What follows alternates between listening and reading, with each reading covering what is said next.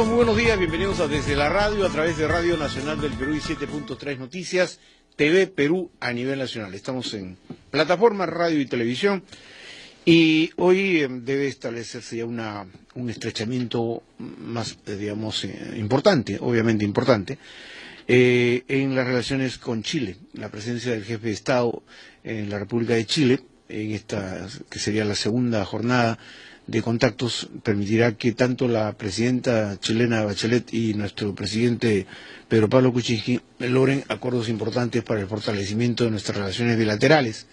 Hay varios temas evidentemente importantes que tienen que ver dentro del marco de las relaciones comerciales, las relaciones de aproximación diplomática y, por cierto, todo aquello que de alguna manera garantice la paz y la seguridad entre nuestros dos países.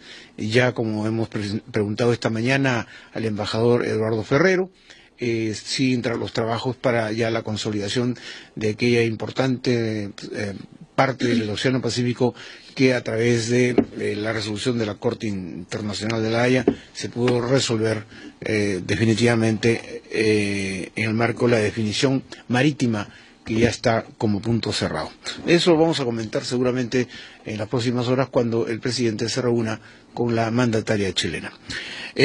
La ley del presupuesto general de la República prácticamente está ya formalizada en las últimas horas. Se han hecho, tengo entendido, alguna que otra corrección, pero hemos invitado justamente a dos congresistas para hablar un poco de la coyuntura, pero también sobre este presupuesto de la República que alcanza los 142.000 millones de soles y que de alguna manera priorizan algunos temas vinculados a la provisión de agua potable para muchas poblaciones, pero igualmente temas de inversión pública que vamos a desarrollar con nuestros invitados. La congresista Ana María Choquehuanca, ella forma parte de la bancada Peruanos por el Cambio, y también, y que además representa a la ciudad blanca, a la ciudad de Arequipa, a la segunda ciudad más importante del país después de Lima, como ustedes saben, ¿no?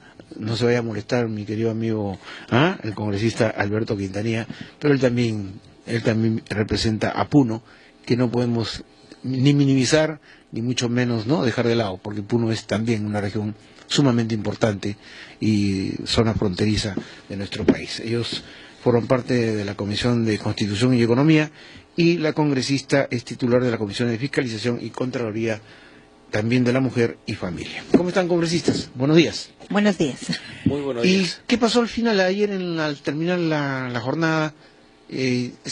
Casi en un consenso se ha logrado ya la aprobación del presupuesto.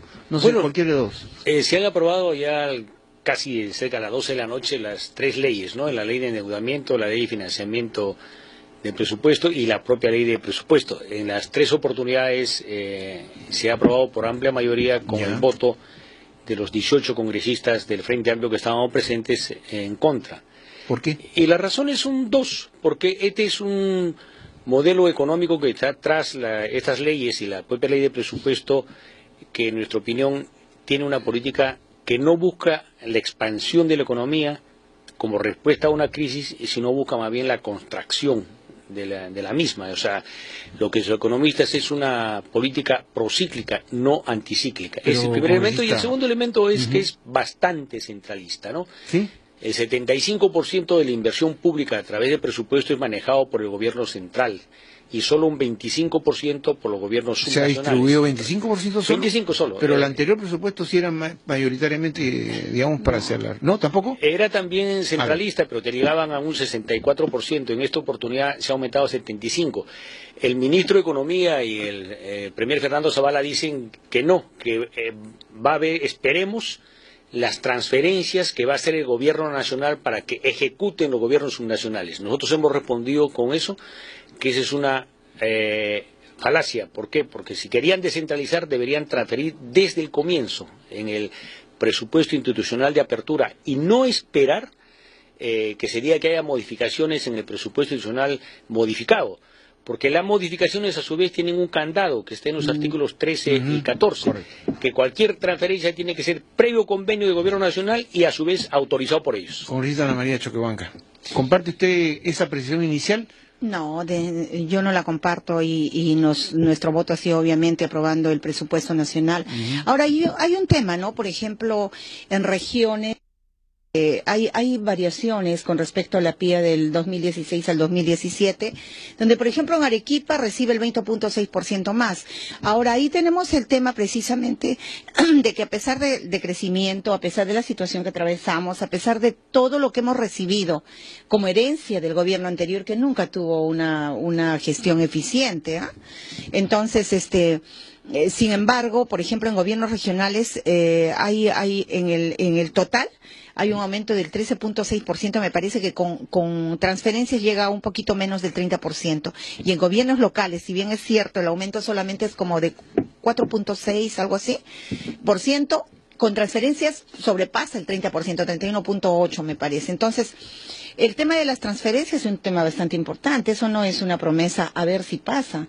Ahora ellos van a recibir todas estas asignaciones del mes de marzo y van a tener que demostrar capacidad de gasto, capacidad de gestión, porque ya no van a decir, es que yo lo recibí en octubre, noviembre y ya pues no me alcanzó el tiempo y por eso devuelvo. Lo van a recibir por en eso marzo. va con un balance. Se va a recibir en marzo. Ahora, también ayer hemos escuchado los pedidos, esto ha sido 3 días de debate, pero más que todo a veces centralizado en la tarea del congresista, en la función de poder gestionar recursos para cada región, para cada provincia, para cada sitio alejado, en diversos rubros, sectores, temas de educación, que del colegio, que del hospital, o sea, nosotros vemos, sí, la situación es difícil, sí es difícil, generada por nuestro gobierno, no es, pero sin embargo nosotros no sacamos el cuerpo, nosotros tomamos al toro por las astas y lo único que nosotros queremos es que empiece a existir ese equilibrio, que no exista simetría. Ahora, si bien es cierto, todo refleja en el cuadro de presupuesto de que todo está concentrado a nivel nacional 75,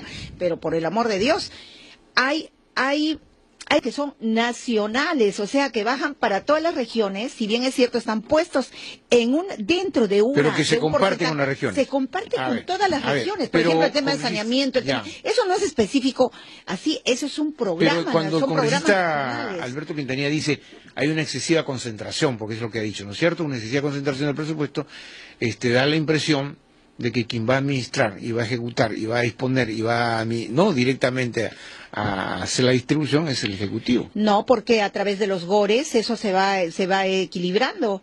Los GORES es una novedad muy reciente, todavía está ensamblándose, ¿no? No, yo no diría que sigue siendo una novedad. Los GORES significan el evitar que el presidente regional esté dando vueltas por Lima todo el tiempo en fechas de ¿Qué tienen ahí? Tienen a todos los ministros precisamente para ver esos presupuestos nacionales y ver qué asignaciones se pueden priorizar con ellos. Establecer una agenda de un mes y medio, 2 meses a del siguiente GORE y ver en qué se va avanzando en el tema, en el sector, en el rubro de energía, en el rubro de agricultura. En esta suerte de interlocución cercana, digamos. Es una interlocución cercana, es una vía de coordinación, de comunicación estrecha y de acercamiento a la realidad que vive cada región. ¿Y eso puede dar resultados, según su opinión? Yo sé que eso va a dar resultados y ojalá que lo mismo se pudiera hacer con los alcaldes. Vamos a ver la opción al congresista que está, pero así...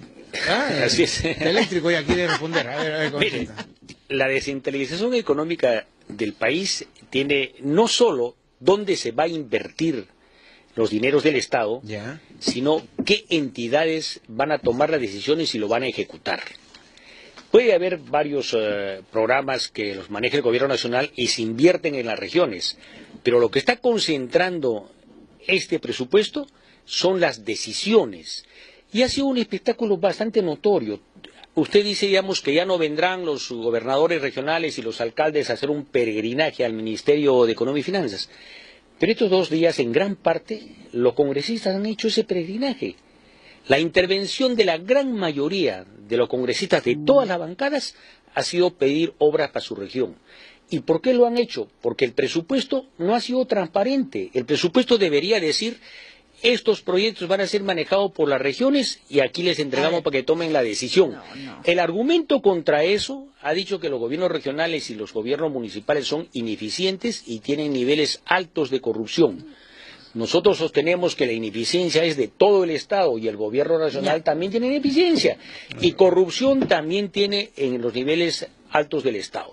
Entonces, nosotros hemos exigido, se dice que se va a transferir entre enero y marzo una serie de proyectos que están en estos momentos en manos del gobierno nacional a los gobiernos regionales. ¿Por qué no somos transparentes y desde ahora decimos cuáles son esos proyectos? Vamos a esperar estos 3 meses para que vengan todos los días los presidentes, los gobernadores regionales y los alcaldes a un peregrinaje, el mismo peregrinaje que han hecho los congresistas en los últimos 2 días de debate. A ver, bueno, para empezar, yo no sé por qué el congresista afirma que pueden haber desconocido la propuesta la propuesta que hizo el Ejecutivo para esta ley de presupuesto en el mes de septiembre. Nos fue entregado el documento en la presentación del presupuesto que tuvimos en el mes de septiembre. Entonces ahí, ¿qué hacemos los legisladores? Leemos toda esa información, que era un folio bastante, eran unos documentos bastante abultados también, en cantidad, lo que nos entregaron. Nosotros, desde ahí a esta fecha, tendríamos ya que haber indagado, si no entendíamos nada, con el mismo Ministerio de Economía, o simplemente... Pero sí, para abreviar, ¿qué decía esta es la propuesta de presupuesto, con todo lo que se pedía. Las cifras que yo le doy de la aprobación para la suba de gobiernos locales, de lo que yo le estaba hablando, es lo que está ahí en la presentación. O sea, no es un misterio eso, está escrito ahí, blanco y negro. Están ahí los cuadros, están ahí, y las propuestas de las grandes obras. Por ejemplo, nosotros teníamos propuesto para Arequipa, Majes, Siguas, 203 millones, y eso no se ha movido, y está ahí, es una realidad. Lo que pasa, congresista, que su colega señala, don Alberto señala, que esto no debería esperar, sino ya tenía que hacerse de entrada, ¿no es cierto? Es lo que usted plantea, ¿no? Efectivamente, a hacer la entrega. Lo que sostiene el ministro de Economía y el presidente Fernando Zavala es que el PIA que se ha aprobado ayer, que es el presupuesto institucional de apertura, va a ser modificado hasta marzo. ¿Por qué no se dice de una vez en qué va a ser modificado y cuáles son los rubros? Porque para hacer esa modificación, el artículo 13, y hay que leerlo detenidamente, y también el 14, no solo basta tener lo que hace una guía telefónica y decir que uno ya lo tiene bajo el brazo. Esos artículos dicen que las transferencias que se autorizan al gobierno nacional tienen que ser previo convenio con los gobiernos subnacionales y previa aprobación de la entidad correspondiente del gobierno nacional. O sea, los gobiernos regionales y los municipales van a tener que hacer un peregrinaje y van a estar sujetos a la voluntad. Entonces, eso es el centralismo. Nosotros queremos que esas decisiones pasen a los gobiernos regionales de arranque. ¿Y por qué tenemos que esperar hasta marzo? ¿Por qué tenemos que esperar la voluntad de las entidades del gobierno nacional? Congresista de la región Arequipa. Yo le digo que hay convenios ya firmados con los gobiernos regionales que se van a tener que viabilizar a través de esto. Los convenios ya están, congresista. Por ejemplo, nosotros tenemos uno para la carretera La Joya, del kilómetro 0 al 24, que ya está a través de un convenio y que sin embargo no está figurando allí, pero que va a ser viable de acá a marzo. Pero esos son 24 convenios kilómetros que han hecho. ¿Están incluidos en el presupuesto? De suyo propio en nombre no, pero esos son los que se refiere el congresista. Él está diciendo que deben aparecer específicamente ahí. No, por supuesto que están, pero el congresista se refiere a todo lo que va a salir que es a través de convenios. Ya. Los convenios ya están establecidos y hay convenios. Si habrán convenios nuevos, me imagino que son entre el gobierno y los gobiernos regionales y claro, y el gobierno central. A ver, congresista, pero ¿por qué? A ver, vamos a ponernos un poco así. No vamos a encender la pradera tampoco, ¿no? No queremos hay demasiados. Además somos puneños. También puneña. De origen puneño. Mis padres son puneños, yo soy arequipeña, pero orgullosa de tener mis antepasados. Está bien. Pero más allá de la diferencia de que uno es arequipeño o puneño, somos peruanos todos. Y somos de Macrosur, además. Pero, digamos, la congresista como que está diciendo, señor, si todo esto está el piso está parejo, ¿para qué saltar? ¿No? Es lo que usted está más o menos diciendo. Sí. O sea, Alberto Quintanilla está saltando demasiado, está... Es que el piso no está parejo. No está parejo, a ver, pero dígame ¿por qué? Porque mire, de todo el total de presupuesto de inversión pública del Estado, el 75% lo tiene en sus manos el gobierno nacional, un 13% los gobiernos locales y un 12% los gobiernos regionales, en total el 100%. Para que transfiera el gobierno nacional a los gobiernos regionales y municipales tiene que haber un convenio. Y los convenios que existen son convenios de obras anteriores, del presupuesto anterior. porque si no estaríamos haciendo una ficción. Se está aprobando un presupuesto con convenios ya establecidos y se estaría escondiendo los convenios. Estarían ya en el presupuesto. Y además la cláusula que se ha agregado anoche en la versión final es que las entidades del gobierno nacional asumen la responsabilidad cuando transfieren de la ejecución. O sea, le están diciendo, usted va a seguir siendo el que va a tener las decisiones en las manos. Es por eso que, en nuestra opinión, este es un presupuesto políticamente, en el manejo de la economía, recesivo. Tiene la misma lógica del paquete de Segura. Y en segundo lugar, es absolutamente centralista. Pero a ver, eso nosotros ¿por qué recesivo? Porque finalmente hay un alto porcentaje para inversión, alto de movimiento económico. Incluso se habla de que se busca el bienestar de la población, por lo tanto hay que hacer inversión. A ver, vamos, ¿por qué recesivo? ¿Ya? Este presupuesto de 142.000 millones de nuevos soles es un 4.7 más que el presupuesto del año anterior en términos nominales.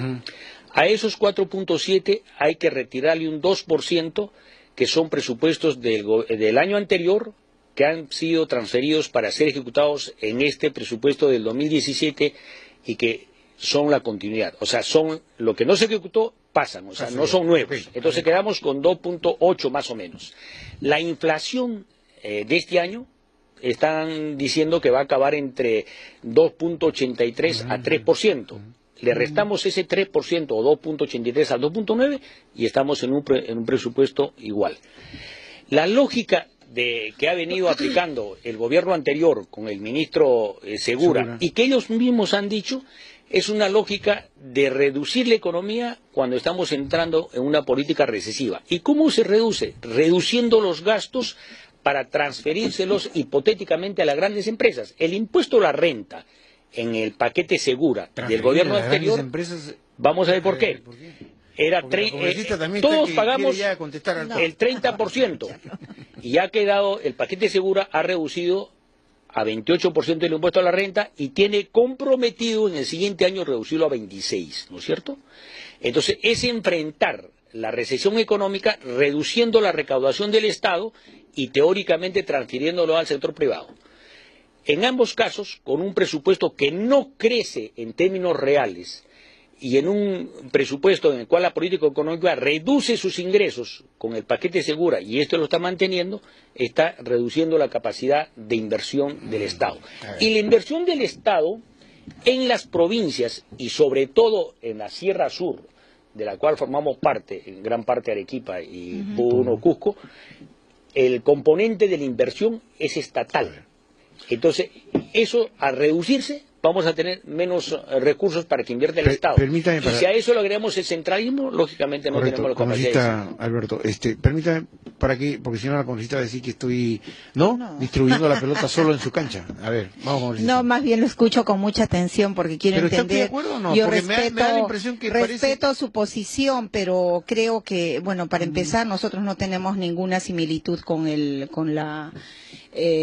toda la política económica que aplicó el anterior gobierno, de ninguna manera. Nosotros tenemos una política mucho más de llegada a los sectores más vulnerables de la población. En este caso, usted ha visto que en el presupuesto se ha considerado un gran importe de asignación para todo lo que significa saneamiento, para todo lo que significa el agua, servicio básico para todos los peruanos. Ahora, en cuanto al impuesto a la renta, bueno, sí es cierto, bajó 28 y va a volver a subir a 30. O sea, eso se va a quedar en 30%, va a regresar a lo que estuvo. Lo que sí se va a bajar es tratar de ver. A ver, tenemos un 0.8% de acuerdo a la estadística que maneja el Ministerio de la Producción en cuanto a informalidad, a niveles de informalidad. Y un buen estímulo, incentivo para lograr que la informalidad pueda bajar sus porcentajes, es bajar el 10 por 10 de renta. Por 10 años pago el 10% si es que yo me formalizo. O sea, son incentivos que estamos aplicando no por las grandes empresas, porque eso también tiene un límite, ¿no? Para acceder, la posibilidad de un déficit para micro, pequeñas empresas. Con esa aplicación de esa fórmula, que se pueda generar un déficit en la economía. No, está previsto por el Ministerio de Economía que esto sí se puede dar. Mañana sale el otro paquete de anunciar, el paquete del sinceramiento tributario, que es un paquete que llega a las pequeñas y microempresas. O sea, ¿qué es lo que queremos nosotros? Reactivar la economía con lo más fuerte que existe en el Perú, que es el pulmón económico y productivo de la pyme. Pregunta para ambos, ¿cómo es compatible el IGB justo con todo lo que se va a promulgar? Por supuesto que es compatible. ¿Es compatible? Porque, sí es compatible porque el IGB justo, que es una ley de la autoría de Miguel Torres de Fuerza Popular, es una ley que permite que el micro o pequeño empresario no se descapitalice. Hay muchos que llegan al tema de compras estatales, por ejemplo, y no les pagan la factura a tiempo, pero uno se descapitaliza pagando el IGB. Entonces, pero ahora se va a complementar con las medidas que van a... Todo se complementa, todo eso es aporte y yo saludo también esa iniciativa. ¿Qué dice, congresista? Mire, la ley de endeudamiento que se ha aprobado autoriza al gobierno a asumir nuevos créditos hasta un 3%, ¿no es cierto? ¿De afuera o de adentro? Un déficit básicamente, digamos, en el endeudamiento exterior, en parte, digamos, menor del endeudamiento interno. Pero si también calcula que la inflación debe bordear el 3%, estamos hablando de que el crecimiento de 4.7 que me mencionaban antes, con un endeudamiento del 3% y una inflación del 3%, eso se va a anular en política macroeconómica. Nosotros hemos sostenido que debería incluso irse a un endeudamiento hasta 4.5%. Con 4% no tenemos el riesgo de hacer una hiperinflación por la época, digamos, que gobernaba Alan García Pérez, pero sí tenemos una política expansionista. Por eso nosotros decimos que la política económica de este gobierno es una política económica que ante la caída, ante la recesión, o sea, en el ciclo de descenso, aplica más bien más restricción en el gasto público, en la inversión pública y en la inversión, la deja para la inversión privada, con incentivos y traslado de ingresos que, en mi opinión, no los maneja el gobierno nacional, sino los deja a la política de las grandes empresas. Porque las políticas, las medidas que se dan para pequeña y microempresa son importantes, sí, pero no inciden demasiado, en realidad, en el manejo de la política macroeconómica. Y lo que hemos aprobado ayer con las 3 leyes de endeudamiento, de financiamiento y el presupuesto son los instrumentos fiscales más importantes que tiene el Estado. Entonces, ahí debería haberse dado, desde nuestro punto de vista, una política anticíclica. Cuando cae la economía, el Estado debería incentivar la inversión. Pero ya se ha experimentado lo anticíclico en varias oportunidades, ¿no es cierto? Pero la lógica anticíclica de Segura era reducir los impuestos, o sea, reducir los ingresos del Estado, para que, reduciendo el impuesto a la renta, los privados inviertan. Y no han invertido. Hasta la fecha que no han invertido. Entonces, por eso nosotros planteamos... porque ahora también en las medidas se van a anunciar todo lo que promueve nuevamente la inversión interna. O sea, tienen que haber medidas, tienen que haber incentivos. Eso no es generar, digamos, incentivos o beneficios o bondades para la gran empresa, que significa un 2% aquí en el Perú, pero que sin embargo, si la recesión, la economía de los países crece con el trabajo y con el aporte de la pequeña empresa, eso está más que comprobado. No es tanto que uno lo mire así y diga, no, son chiquitas, que sumadas llegan a ser un grueso muy importante. Ahora yo le pregunto a mi colega, que la ley de presupuesto al final del día ya está aprobada, ya no se va a cambiar. Volteemos la página hoy día y yo quisiera saber qué podemos hacer, qué más podemos hacer. A ver, yo le quiero preguntar, congresista, si usted me permite, ¿contribuirá a lo que usted propone y a lo que usted está sosteniendo como una, digamos, política económica bastante razonable, que se fortalezcan las alianzas público-privadas, por ejemplo? ¿Ayudará mucho eso? No. Yo creo que sí, porque antes no se entraba en rubros, digamos, por ejemplo, era algo muy limitado, que ahora se está aperturando también. No se está aperturando, por ejemplo, para la construcción de algo, de un colegio, pero también los servicios. O sea, ¿qué más se puede ofrecer? O sea, si abrimos el abanico y realmente vemos que el trabajo de las APP ha sido eficiente, entonces el privado cumple con sus plazos, cumple con su ejecución. Entonces, nosotros vamos a tener ahí también otra posibilidad abierta que yo creo que es saludable para todo lo que significa desarrollo, avance, sobre todo en infraestructura para las regiones, para las zonas más alejadas. Las claro. más pobres, ¿no? Porque finalmente pero por supuesto, y lo que necesitamos es eso, ¿no? ¿Qué dice, congresista? Bueno, las alianzas público-privadas sí son útiles. Son una iniciativa de los privados que le plantean al gobierno nacional o a los gobiernos a parte del Estado que las aprueben y se aplican. Pero esas son medidas complementarias, porque en el debate de la política económica nosotros tenemos una diferencia sustancial. Enfrentar la crisis económica solo dando mayores incentivos para inversión privada, descuidando lo que nosotros planteamos, el desarrollo del mercado interno. El mercado interno es, uno, la capacidad de producir de las micro y pequeñas empresas, y ese es un programa, si bien existe, es subsidiario en relación a la reducción de los impuestos a las grandes empresas. Y en segundo lugar, desarrollando la capacidad de consumo de la población. Y la capacidad de consumo puede tener un componente del incremento salarial, que es un tema, digamos, que podemos dejar aparte, pero también es una capacidad de la inversión que tengan los gobiernos regionales y municipales. Y eso no está en el presupuesto. Hay la promesa que dice, veamos el presupuesto institucional de apertura que se ha aprobado, esperemos marzo, donde vamos a hacer un modificado. Pero, señor, no podemos tener una política seria de un presupuesto que se aprueba a fin de año, como se aprobó anoche y va a ser promulgado, y decir vamos a modificarlo en 3 meses y esperen en 3 meses la realidad de ese presupuesto. Ese es un presupuesto ficticio, es un presupuesto equivocado. ¿Le parece este argumento? Bueno, no es que, digamos, sea la pura verdad, pero de algo de verdad tiene lo que acaba de decir. Bueno, ya le dije al comienzo, yo respeto mucho y respetamos mucho las opiniones, incluso la posición que ha mantenido Frente Amplio el día de ayer. Ellos ven las cosas desde una arista de repente de lo que pasó, de lo que no va a ser, de lo que fue una promesa, nunca se cumplió.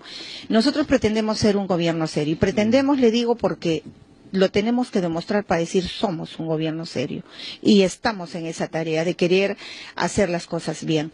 Lo único que pedimos es que las demás fuerzas políticas nos ayuden a conducir este carro, que al final para mí sería muy fácil y creo que es muy fácil ser oposición. Ajá. Pero ser gobierno no es una tarea fácil. Obvio. Entonces, para mí, este presupuesto que al final sale de con una aprobación, de una votación democrática, que ha sido, digamos, ya aprobado, entonces, simplemente que hay que seguir adelante, ¿no?